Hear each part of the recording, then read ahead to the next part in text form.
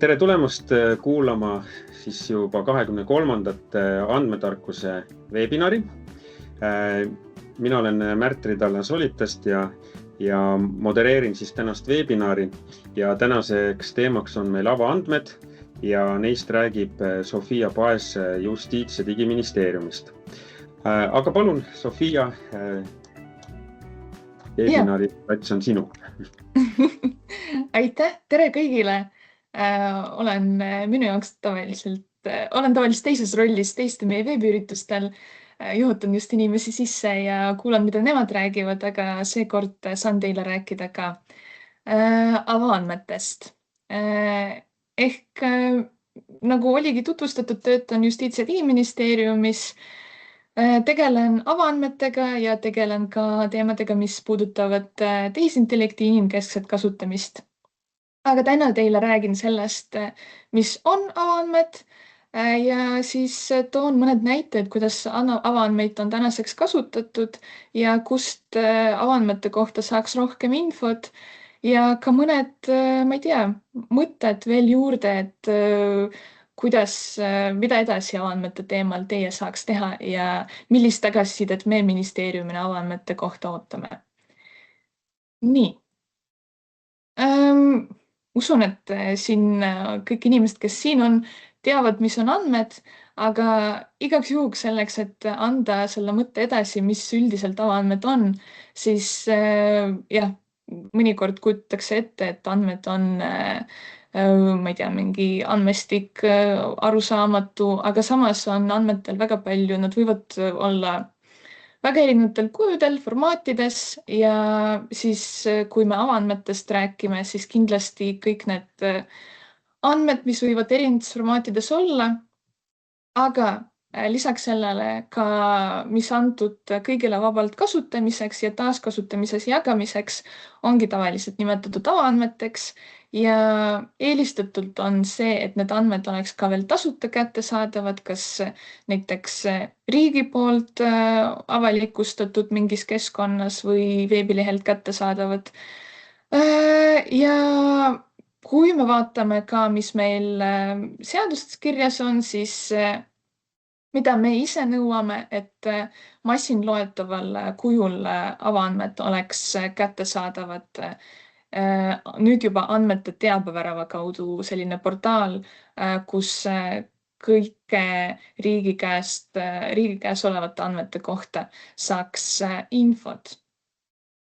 Ning rääkides ka neist keskkondadest, aga enne seda et võib-olla selline peamine mõte, avaandmed ei ole mitte midagi väga keerulist, avaandmed ongi needsamad andmed, mis nagu kellelgi tekivad, mingid dokumendid, mõnikord ka pildid, mõnikord, ma ei tea, kogutud andmed erinevate, ma ei tea, kliima kohta või kaardirakendused, statistika, mida iganes, aga tehtud vabalt kättesaadavaks teistele kasutamiseks. Ja vanasti me oleme kogunud avaandmeid sellises portaalis nagu Eesti avaandmete teabevärav. Nüüd suvel meil on laivis uus portaal, et avaandmete teabeväravast oli võimalik leida kõike Eestis avalikustatud avaandmeid, mille kohta need andmete omanikud on ka sinna kirjeid teinud sinna portaali. Kokku me teame, et Eestis on üle 2000 teabevaldajad, aga see ei tähenda, et igaüks neist on midagi tänaseks seal portaalis, ka uues portaalis avalikustanud. Ehk see on selline eeldatav erinevate asutuste organisatsioonide arv, kelle käes võiks avaandmed olla. Ja isegi, mida ma võin ka öelda selle portaali kohta ja üldse avaandmete kohta, ka need avalikustajad ei pea olema ainult avalikust sektorist, avaandmeid saavad avalikustada ka ettevõtted, kui nad soovivad midagi teistega jagada, ma ei tea, ülikoolid, teadlased, ka tavalised inimesed, et meil ei ole ühtegi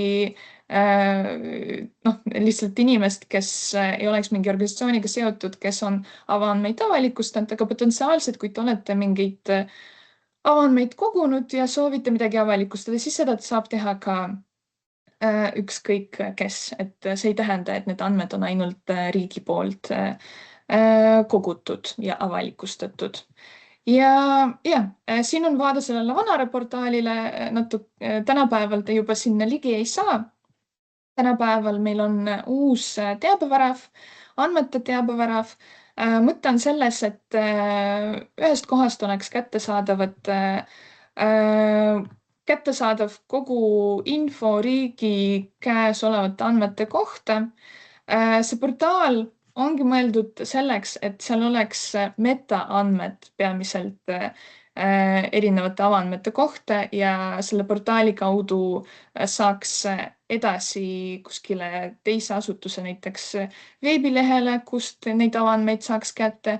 Mõnikord seal portaalis on ka leitavad juba seal portaali üles laetud andmestikud.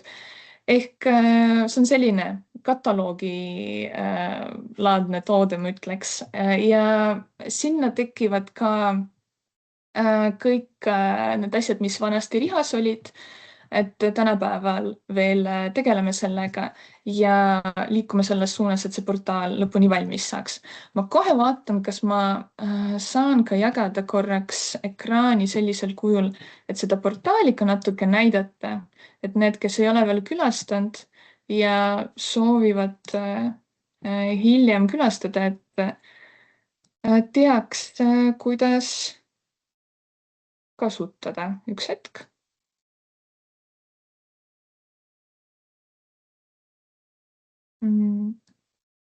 Ja vabandust, mul on lihtsalt väga palju erinevaid ekraane siin olemas, et ma siis saaks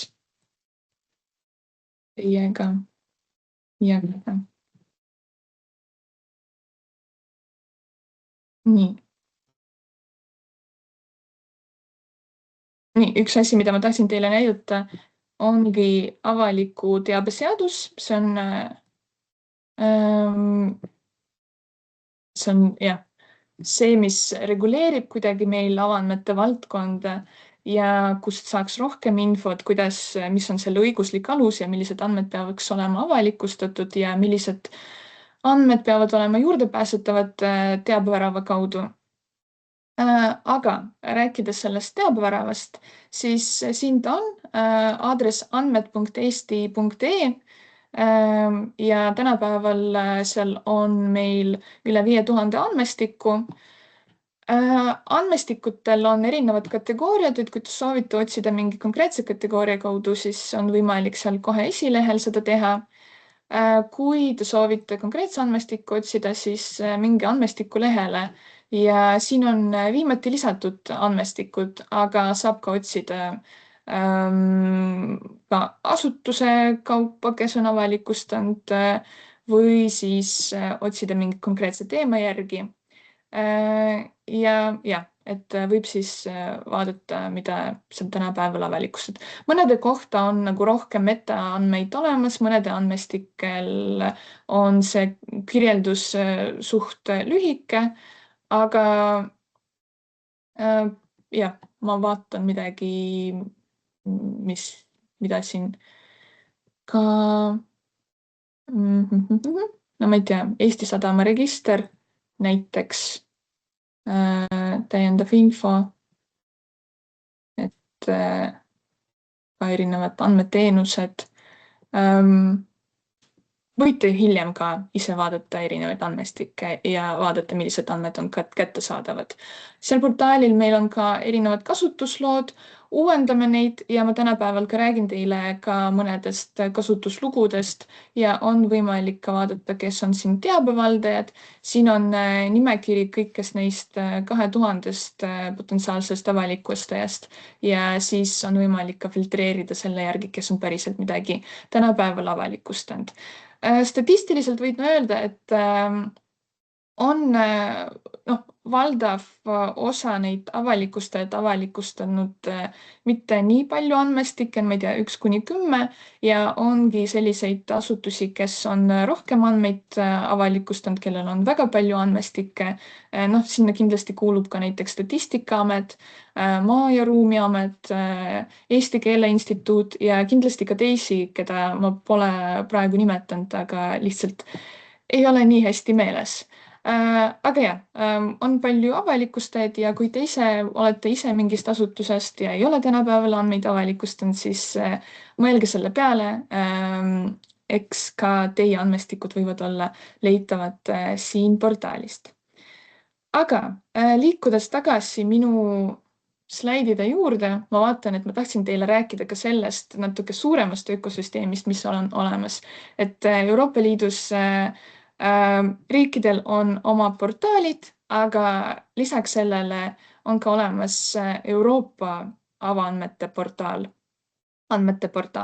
kust saaks erinevate riikide andmeid ja mõte on selles, et olekski selline ühtne keskkond, kus kõike liikmesriikide andmeid oleks võimalik kätte saada.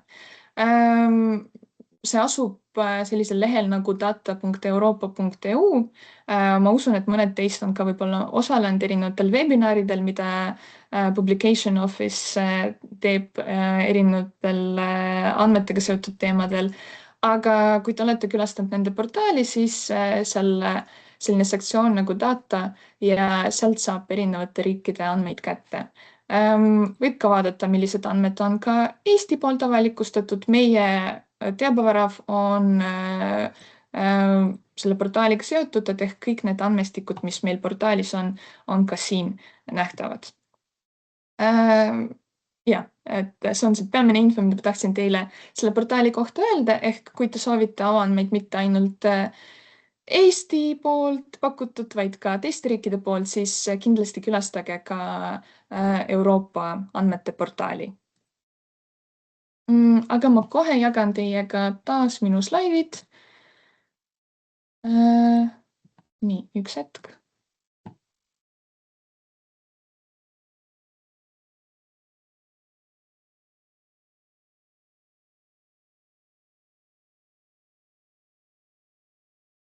Ja, siin nad on.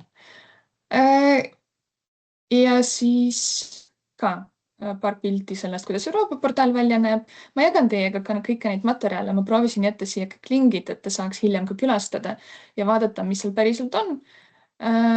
Aga räägiks ka selleks, miks üldse andmeid avalikustatakse ja milleks meile üldse avaandmeid vaja. Ma räägin siin rohkem avaliku sektori perspektiivist vaadates ja võib-olla ka sellest, kuidas ka kodanikud ja inimesed, kes tahavadki, et ühiskond oleks läbipaistvam, seda asja näevadki, aga üks põhjus, mida me ütleme tavaliselt asutustele, ongi see, et see lihtsustab teie tööd ja vähendab päringute arvu, kui teie andmed on juba avalikult kättesaadavad, need andmed, millel ei olegi ligipääsupiirangud. Ehk inimesed ei pea teie poole kirja teel või telefoni teel pöörduma, kui nad saavad midagi kohe seal teabeväravast leida või siis teie veebilehel leida. Ehk te ise võidate, kui te andmeid avalikustate.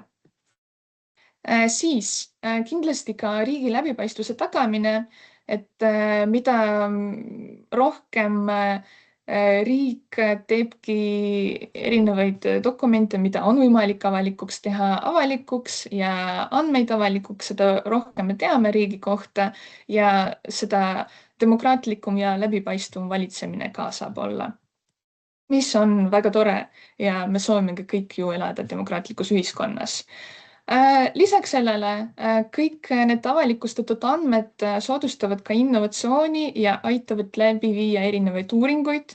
Ma ei tea, kuidas teie kogemus on, aga me näiteks päris tihti suhtleme ka tudengitega, kes erinevatel teemadel soovivad lõputöid kirjutada ja ma ise kunagi olin tudeng ja siis kui mul ongi vaja mingeid usaldusväärseid andmeid leida, kas ma ei tea, näiteks soovin midagi kirjutada kliima teemal ja võib-olla ise ei suudagi sellistes kogustes andmeid koguda, aga samas näiteks lähen Keskkonnaagentuuri lehele ja seal saan kõike vajalikke andmeid kätte või see statistika, mida Statistikaamet kogub, ka on avalikult kättesaadav ja ma võingi sellele suurele andmekogule kohe ligipääsu saada.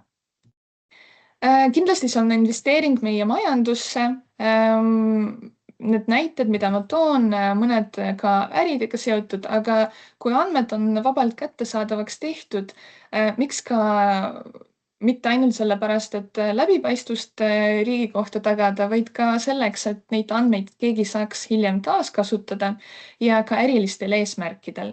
Ehk need andmed, mis on teadväravas olemas, seal kindlasti peaks vaatama, millise litsentsiga nad on avalikustatud, aga meie selline sõnum asutustele ongi tavaliselt, et avaandmed peavad olema avalikustatud sellisel kujul, mis kõige rohkem soodustab nende taaskasutamist ehk ka äritegemist ja kui kellegi ärimudel ka koosneb sellest, et seal kasutatakse avaandmeid, siis neid avaandmeid, mis on tänaseks avalikustatud, saabki selle jaoks kasutada ja midagi uut nende põhjal luua. Et mitte ainult avalik sektor peaks neid kasutama, mitte ainult kodanikuühiskond, vaid ka ärid ja selline võib olla sõnum ka nendele inimestele, kes siin täna ettevõtteid esindavad, ongi, et avaandmetega on selline lugu, et kui asutused avalikustavad andmeid, tihti nad teevad seda mitte teades, kes täpselt nende klient on, sest andmete avalikustamine on selline protsess, mis mõnikord tundubki, et sul kedagi seal teisel pool, kes neid kasutab, pole, et sa teedki lihtsalt midagi avalikuks, aga kuna kohustust rääkida sellest, et keegi on avaandmeid kasutanud, tihti selline kohustus puudub, siis see asutus, see inimene, kes andmeid avalikustab, ei teadki, kes see kasutaja ongi. Ja seetõttu on väga raske hinnata, milliseid andmeid üldse keegi sooviks avalikustada näha. Et kui te, ma ei tea, teete mingeid uuringuid, kui teil on mingi äriettevõte ja nii edasi ja teie arvate, et teil oleks vaja mingeid andmeid, mis teie arvates on riigil juba olemas, aga te ei leia, et nad oleks tänaseks avalikustatud ja seal ilmselt ei peakski olema mingid ligipääsupiirangud, siis mida me ütleme, on tavaliselt see, et pöörduge kas meie poole või selle potentsiaalse asutuse poole, kelle käest need andmed olla võiks, siis see annabki neile ka signaali, et need andmed ongi vajalikud ja siis, kui nad ei ole veel tänaseks avalikustatud, siis neid ka saab teha avalikuks. Ja mida nagu me ka ütleme, et me suhtleme palju teiste asutustega ja suhtleme avalikustamise teemal ja me ise näeme, kuivõrd see rohkem motiveerib inimesi midagi teha, kui nad teavad, et see ei ole mingi tühi töö, vaid see on päriselt kellelegi vajalik. Ehk andke teada, kui teil on mingid avaandmete soove ja tänapäeval nad ei ole veel avalikustatud või ma ei tea, kvaliteet ei ole piisav või mida iganes. Ja siis ka, nagu ma mainisingi ka, see läbipaistvusega seotud, et kui riik pakub infot enda kohta, siis on võimalik ka lihtsam kodanikke kaasata ja nad saavad ka ise sellest valitsemisprotsessist osa võtta. Ja võib-olla minu esimene näide avaandmete kasutamisest ja sellest, kuidas inimesed ise soovivad enda elu paremaks muuta, ongi sellest, kuidas Tartus andmed, mis olid avalikustatud selle kohta erinevate, vabandust, sõiduplaanide kohta, et ei olnud mingit see rakendus, kui ma õigesti aru saan, siis see rakendus, mis oli linna poolt pakutud, ei olnud nii mugav ja kodanikud ise said teha ühe mugavama rakenduse, mis hiljem Tartus sai ka palju populaarsemaks. Ehk tänu sellele, et andmed olid avalikud, siis oli võimalik luua midagi, mis päriselt oligi hiljem rohkem kasutatav kui see, mida riik arvas, et esialgul võikski kodanikud kasutada. Või näiteks, mida veel avaandmete peal luuakse, ka selline lahendus, mis näitas reaalajas, millised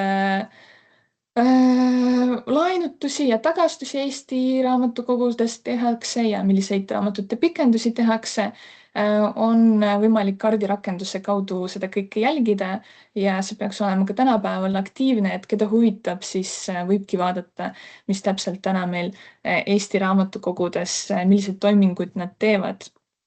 Päris huvitav jälgida. Või ka üks ka oluline osa ja oluline mõju avaandmetel on see, et neid tihti kasutavad ka ajakirjanikud ja ilma avaandmeteta võib-olla ei olekski nii head uudised, nad ei olekski nii andmepõhised. Ma kohe siin ütlen, et kes järgmisel nädalal ei ole veel plaane neljapäevaks, mul on 29. oktoober, kolmapäevaks teinud, siis meil tulemas ka selline üritus nagu A2 avaandmete ja avaliku teabe päev. See on endine avaandmete foorum ja AKI poolt tehtav avaliku teabepäev. Sel aastal teeme mõlemad sündmused korraga. Siis on meil ka üks esinejatest räägikski sellest, kuidas ajakirjanikud avaandmeid kasutavad ja milline kasu neil sellest on. Aga siin näiteks hea näide sellest, et siin meil toimusid valimised, siin mul on vanade valimiste üks artikkel, aga kui avaandmeid poleks ja kui nad ei oleks ka sellist formaatist, mis annaks neid lihtsalt visualiseerida, siis võib-olla me teiega esmaspäeval ei näekski neid ilusaid graafikuid erinevates meediates, kuidas me oleme oma valikuid teinud. Ja ka samamoodi näiteks info ametnike palkade kohta, mis ka soodustab läbipaistvust ja saame teiega vaadata, kuidas meil riigis sel tasandil läheb ja siis ka väga palju teisi artikleid kirjutatakse ka avaandmete põhjal. Võib-olla ka mõned näited sellest, kuidas ka ärid avaandmeid kasutavad. Wise on üks avaandmete kasutajatest. Ma tean, et Tallinna linnaga nad teevad koostööd ja nad kasutavadki infot selle kohta, millised tänavad on kinni pandud, selleks, et oma kasutajatele seda infot kaardirakenduses näidata. Ja kui need andmeid poleks linna poolt avalikustatud ja nendele kättesaadavaks tehtud, siis sellisel juhul võib-olla me ei jõuaks tööle nii kiiresti ja ei teakski, kus on tänavatel mingid, mitte ummikud, vaid mingid tänavad kinni.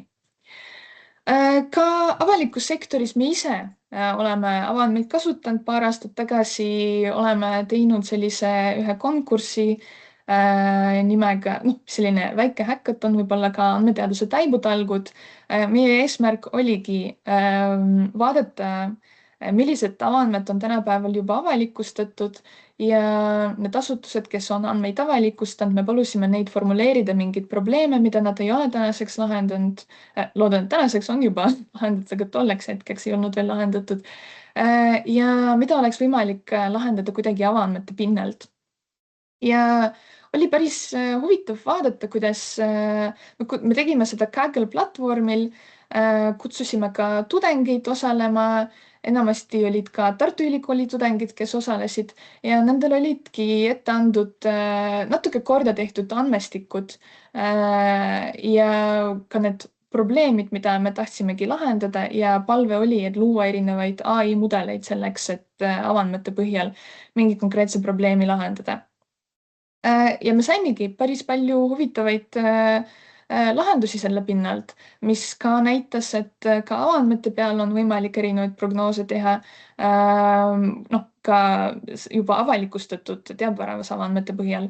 Ja siis näitas ka asutustele, et kui te tegelete andmetega ja kui teil on andmehalduse protsessid korras, kui teil on korralikud andmestikud olemas, siis teile endile on ka palju lihtsam hiljem mingeid uuemaid lahendusi selle pinnalt luua, kas või erinevate häkatonide raames või tellides mingeid töid sisse. et see oli selline päris põnev kogemus ja noh, milliseid mudeleid me saimegi selle raames luua, et näiteks oligi tehtud joogivee kvaliteedi prognoosimine, kliendipöördumiste mitmiktahtluse tuvastamine, muuseumide andmekvaliteedi parandamine, Tartu pildipanga objektituvastus ja oskuste tuvastamine tekstidest. Et need kõik ai mudelid olid loodud avaandmete põhjal. Ja ma vaatan, et mul varsti aeg saab otsa, seega ma veel paar näidet toon ja kohe jõuan oma esinemise lõppu, vaid ka rääkida sellest riigi läbipaistvusest. Usun, et olete kõik kuulnud ka sellisest platvormist nagu Rahvaalgatus ja nemad ka kasutavad avaandmeid, erinevaid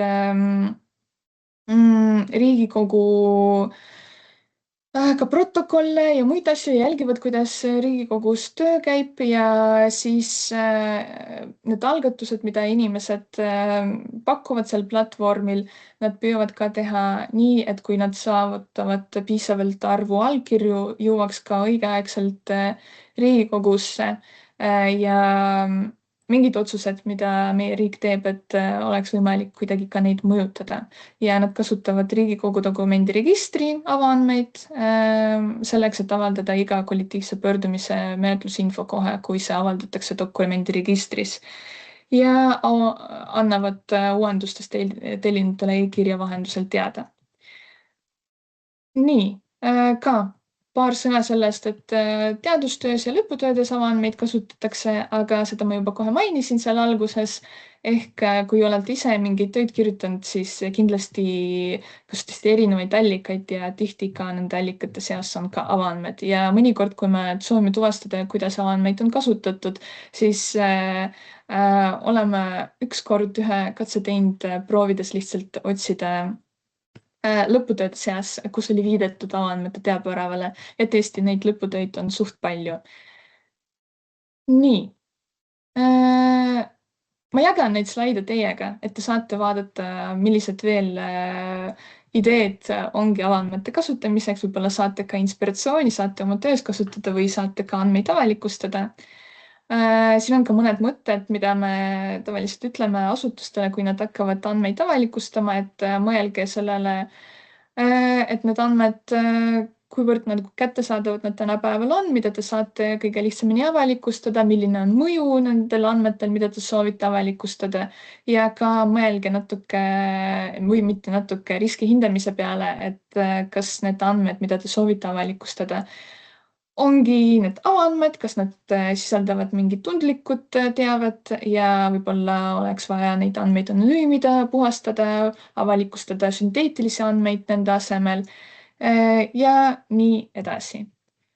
Ja me ise pakume ministeeriumi poolt erinevaid tugiteenuseid, mõned on kirjeldatud kredit.ee lehele, rohkem mõeldud asutustele, et kui vajavad abi andmete avalikustamisega. Digiriigi Akadeemias meil on mitu kursust avaandmete kohta, tellime ka erinevaid koolitusi avaandmete teemadel, nad on kõik meie YouTube'is kättesaadavad. Eks siin on ka palju lisamaterjali, millega saate tutvuda, kui teid see teema huvitab. Ja kui see teema pakub teile huvi, siis kindlasti olete oodatud ka 29. ehk järgmisel kolmapäeval konverentsile.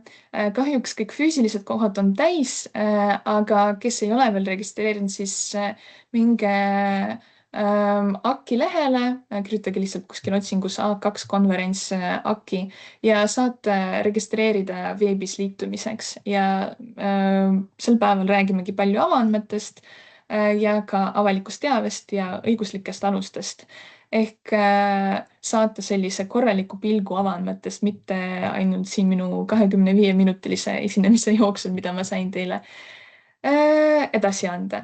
Vot, ja minu poolt kõik. Aitäh teile kuulamast ja Mart, kas meil on ka mingid küsimused? Ja, meil on päris head küsimused mõned. Esimene küsimus on siis selline, et andmed.eesti e-portaalis on kategooria väärtuslikud andmestikud HDV, aga selle kategooria all ei ole mitte ühtegi andmestikku. Et jääb siis sellest mulje, nagu ei olekski portaalis usaldusväärseid ja väärtuslikke andmeid, kuigi see ilmselt ju nii ei ole. et kuidas siis andmestikke hinnatakse, et kas teabevaldaja ise määrab selle HDV märgise või teeb seda portaali hoidja? See on väga hea küsimus, sest jah, probleem ei ole selles, et meil väärtuslikud andmestikud puuduvad ja ma ütleks nii, et see high value datasets, see ei tähenda, et me ise kuidagi hindamine, kas andmestik on väärtuslik või mitte. See on Euroopa ühe direktiivi poolt tulnud selline termin high value datasets ja Euroopa riigid on kokku leppinud, et on 6 konkreetset kategooriat, mis tõenäoliselt kõige rohkem soodustavad majanduskasvu ja läbipaistvust riigile. Sinna kuuluvad kliimaandmed, maaseire ja keskkonnaandmed, statistikaandmed, äritegevusega seotud andmed ja liiklusega seotud andmed ehk on 6 sellist kategooriat ja meil on tänapäeval Eestis ka asutusi, kes neid andmeid juba avalikustavad ja seal portaalis need andmed isegi olemas, aga kuna see portaal ilmus meil, mitte ilmus, oli siin laivis alles sel suvel, siis mingid asjad meil veel on seal arenduses, mingid asjad veel tegemata, et asutused, kellel on need väärtuslikud andmestikud, nad ise märkivad metaandmetesse, et tegu on väärtusliku andmestikuga lähtuvalt sellest Euroopa Liidu direktiivist ja hiljem sinna just eraldi sinna kategooriasse tulevad need andmed, et me lihtsalt tuvastasime, et meil on seal üks tehniline viga seal tagant olemas, mida me hetkel parandame, aga kui keegi soovib väärtuslikke andmestikke kätte saada, siis osa neist on kättesaadav ka Data Euroopa portaali kaudu. Ja kui minna sinna Data Euroopa lehele, ma kohe näitan teile, siis mõned Eesti andmestikud high value datasets, siin nad on ka seal data high value datasets ja kui me valime siin Eesti, hetkel siin avalikus 71 andmestik, mis on Maa- ja Ruumiameti poolt, ma eeldan, avalikustatud, sest nendel on nende geoinfoportaaliga otse seos selle portaaliga ka. Aga nii siia kui ka meie teabväravasse varsti ka ilmuvad kõik need teised väärtuslikud andmestikud, mis on ka täna juba avalikud, aga lihtsalt nad oleks lisatud sinna kategooriasse. Ma loodan, et see natuke selgemaks tegi, millega tegu on. Järgmine küsimus on selline, et kuidas vähendada asutuste poolt andmete ja andmestike ametkondlikuks kasutamiseks kuulutamist, et Just- ja Digiministeeriumil väga tugevaid hoobasid ei ole suletud andmestike avamiseks ja on tehtud mitu uuringut ja poliitikud on ka öelnud, et AK siis ehk ametkondlikuks kasutuseks kuulutamine on paha, aga ikkagi tehakse, et kuidas sellega seis on? Ikkagi tehakse ja meie seisukoht, meie tiimi seisukoht, kui me asutustega räägime, siis ongi tavaliselt, et hinnake päriselt nagu hästi, kas tegu on asutuse siseseks kasutamiseks teaviga andmetega või mitte ja me teame meie uuringute kaudu ka, et meie asutused on väga pädevad hindamises, kas on AK või mitte, aga probleem on selles, et nad väga hästi hindavad, kui väga tihti otsustatakse, et mingi asi on AK ja see, et asi võiks olla ka avalik, seda jah, mitte nii tihti sinna seda osa lisatakse. Ja siin on ka juriidilisi ja muid aspekte. See on ka teema, mida me käsitleme järgmisel nädalal konverentsil ja AKI teeb ka sel teemal paneeli, et ehk liituge meie üritusega ja saate ka õiguseksperdite arvamus selle kohta. Mina kahjuks ei ole õigusekspert, aga on ka palju targemaid inimesi kui mina selles valdkonnas ja järgmisel nädalal saavad need küsimused ka vastatud ja siis me salvestame meie konverentsi, et kui keegi ei saa osaleda, me hiljem Kratid YouTube lehel saate ka kõiki neid salvestusi kätte ja sealt saate ka vastused sellele küsimusele. Paar küsimust on või õieti on nad koos vastustega, et esimene küsimus on siis, et osadel andmestikel on lukustus peal ja kas ja kuidas on võimalik nendele andmetele ligi pääseda ja neid kasutada. Aga tegelik vastus on siis, et andmete teabevaras ei ole praegu palju piiratud ligipääsuga andmestikke ja nende juures olev roheline lukk tähendab, et andmestik on avatud. Et luku kuju muudetakse arenduses varsti arusaadavamaks, et loodetavasti siis nagu lahtiseks lukuks ja või kuidas see seal on? Ja, nõus teiega. Ma ise olen seda poolt, et see UI, UX disain lukukestega tõesti näebki välja nagu tegu oleks andmestikuga, millel ei ole avalikku ligipääsu, aga tõepoolest ongi roheline lukk tähendab avalik ja kuna nüüd tegu ei ole ainult avaandmete teabevaraga, vaid andmete teabeväravaga ja need kogu see info, mis vanasti rihas oli, siia ka jõuab või midagi on siin ka juba olemas. Ehk siis olekski lukukesed teise värviga ja olekski paremini arusaadav, kas tegu on avaliku või mitteavaliku andmetega, vaid jah, see tagasiside on ka meie jaoks kasulik, ehk kui tõepoolest see jätabki mulje, et natuke segane, siis annan meie tootejuhile info edasi ja saame vaadata, kas saab siin midagi muuta.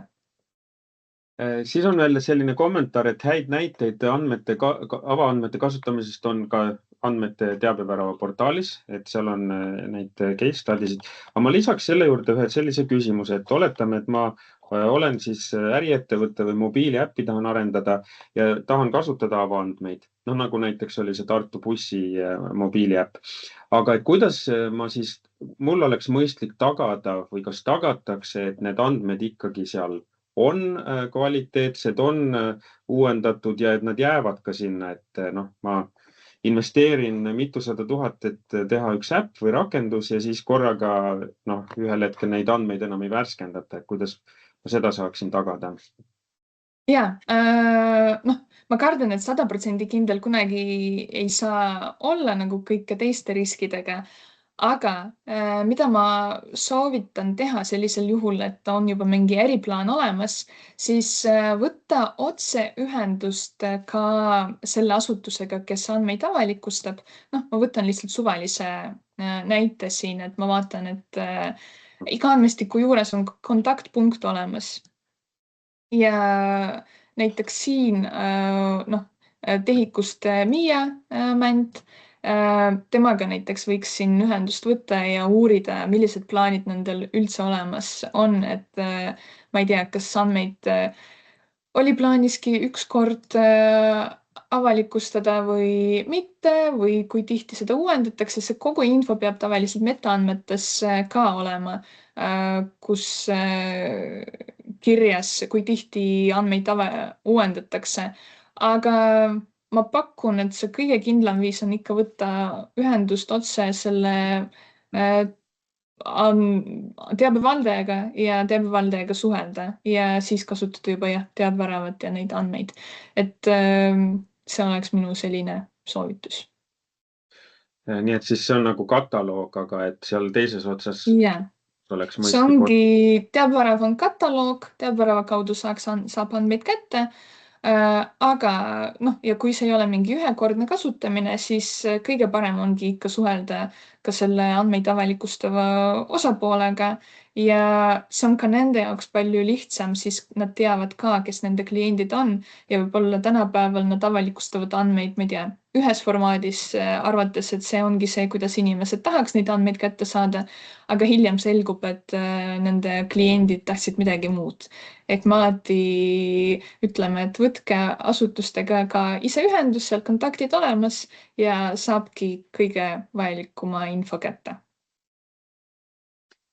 Aga suured tänud, sellega on meie veebinar tänaseks siis lõppenud ja siis järgmiste kordadeni. Aitäh teile! Jah, kui on küsimusi, siis kindlasti võtke ühendust ja Märt, aitäh, et kutsusid!